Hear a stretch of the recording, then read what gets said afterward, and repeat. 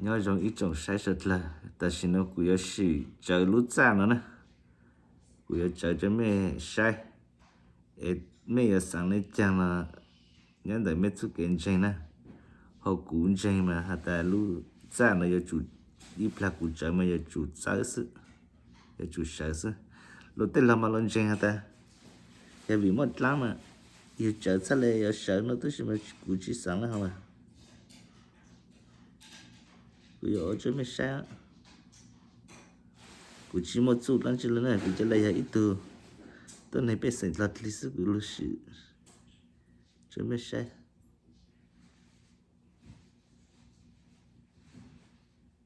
cũng chỉ nói lên thường cao chỉ tổ lên thường bề chỉ thành lên thường là tôi mà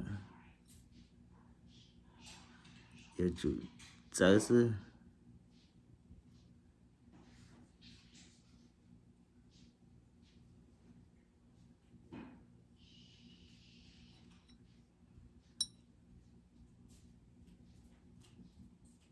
giờ是很得真的，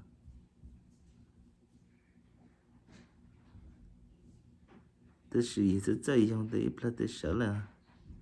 ，này tới tàu này, tới lò mà lo ít dừng trên hạt tài giờ vì một láng mà thật là sợ, nó tới mà cú chỉ sáng là họ là giờ lại cú thật là thật gì,